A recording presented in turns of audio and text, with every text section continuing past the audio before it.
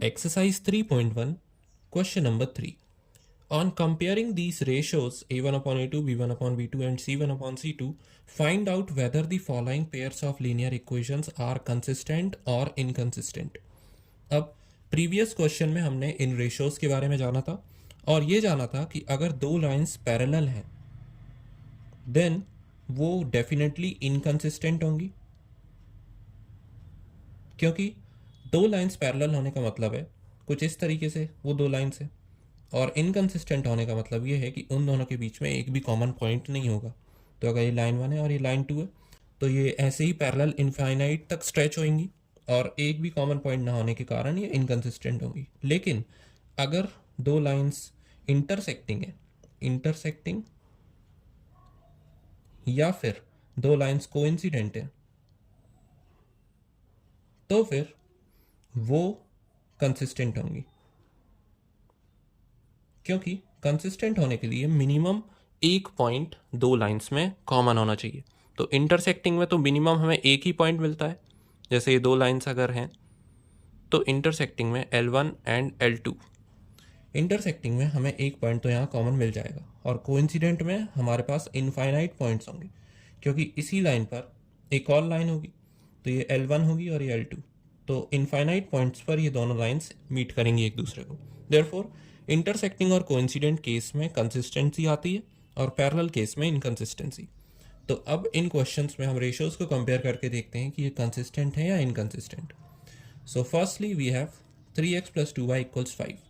अब इसे मैं स्टैंडर्ड इक्वेशन के फॉर्मेट में अगर लिखूं तो ये होगा 3x + 2y - 5 = 0। हम हमेशा राइट हैंड साइड 0 रखते हैं स्टैंडर्ड फॉर्मेट में। और दूसरी इक्वेशन होगी 2x - 3y - 7 = 0। अब इस इक्वेशन से मैं कोएफिशिएंट्स को डेराइव करता हूँ। a1 हो जाएगा 3, क्योंकि ये लाइन 1 है और ये line 2। a1 is 3, b1 is 2 and c1 is -5। और लाइन 2 के लिए a2 is 2, b2 is -3 and c2 is -7। Now we compare these ratios. a1 upon a2 की वैल्यू है 3/2 और b1 अपॉन b2 की वैल्यू है 2/-3। अब यहाँ हमें साफ साफ दिख रहा है 3/2 और 2/-3 इक्वल नहीं है। देयरफॉर इक्वल ना होने का केस सिर्फ एक ही था, इंटरसेक्टिंग वाला। इसी में सिर्फ ये पहले दो रेशियोज इक्वल नहीं होते थे, और अगर ये इंटरसेक्टिंग लाइन्स है इसका मतलब ये कंसिस्टेंट है, तो इसका आंसर हो जाएगा कंसिस्टेंट। तो पहला pair of linear equation consistent है। नाउ सेकंड,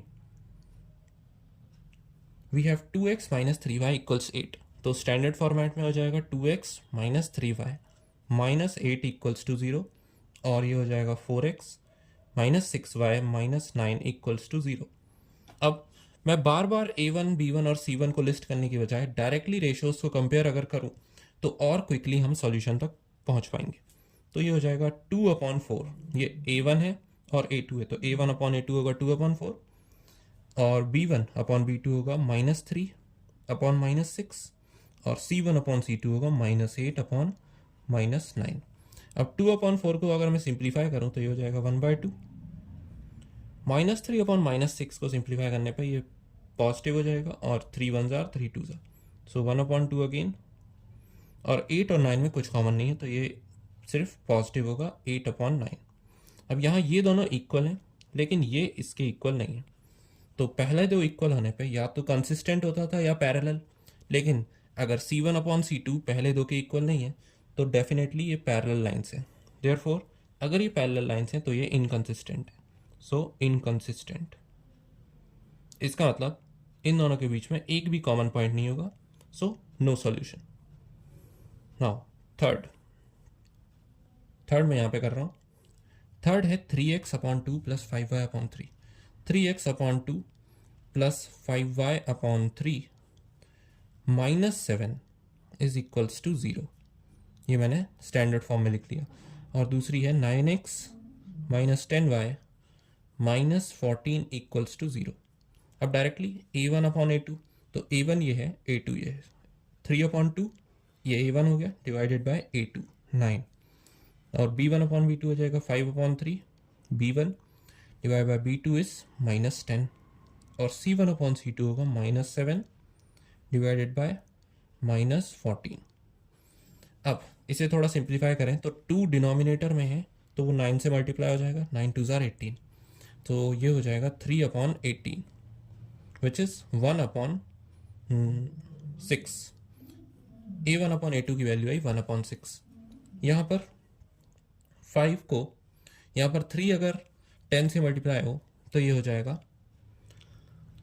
3 10 ज़ार 30, तो 5 अपॉन -5 अपॉन 30 क्योंकि ये नेगेटिव साइन भी है, 3 10 ज़ार 30।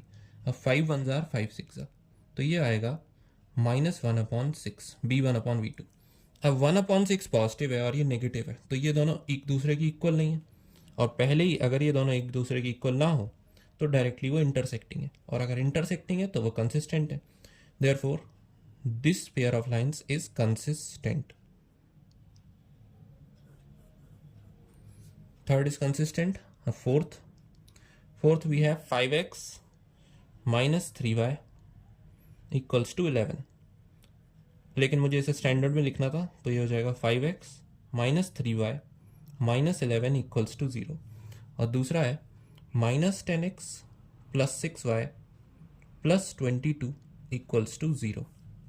अब A1 अपॉन A2 क्या होगा, 5 अपॉन -10, B1 अपॉन B2 होगा -3 अपॉन 6, C1 अपॉन C2 होगा -11 अपॉन 22। तो ये नेगेटिव वैल्यू आएगी और 5 1 ज़ा 5 2 ज़ा, तो ये होगा -1/2।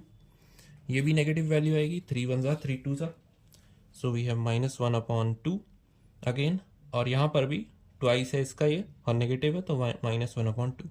अब ये तीनों इक्वल है तो ये होंगी कोइंसिडेंट लाइंस अगर तीनों रेशोज इक्वल है, और कोइंसिडेंट यानी ये कंसिस्टेंट है। तो fourth is consistent pair of linear equation, consistent. Now we have fifth, 4x upon 3 plus 2y minus 8 is equals to 0 and 2x plus 3y minus 12 equals to 0। अब A1 upon A2 क्या होगा, 4 upon 3, ये A1 है x के साथ और A2 है 2। Then B1 upon B2 होगा 2 B1 और B2 is 3। Then C1 upon C2, C1 is -8, C2 is -12। So 3 2 ज़ार 6 डिनोमिनेटर मल्टीप्लाई, तो 4 अपॉन 6 यानी कि 2 2 ज़ार 2 3 ज़ार, तो ये आ गया 2 अपॉन 3। ये है A1 अपॉन A2, और B1 अपॉन B2 ऑलरेडी हमारे पास 2 अपॉन 3 था, तो ये दोनों इक्वल है, तो या तो ये पैरेलल होगी या तो कोइंसिडेंट। नाउ थर्ड में है C1 अपॉन C2, 8 और 12 दोनों 4 से जा सकते हैं, तो 4 2 ज़ार 8 एंड 4 3 ज़ार 12, ये भी आ गया 2 अपॉन 3, और ये नेगेटिव नेगेटिव पॉजिटिव, तो ये तीनों रेशोज बराबर हैं। इसका मतलब ये लाइंस कोइंसिडेंट है, और कोइंसिडेंट मतलब ये कंसिस्टेंट है। So this pair of linear equations is consistent. Therefore, these 5 are the answers of the given questions.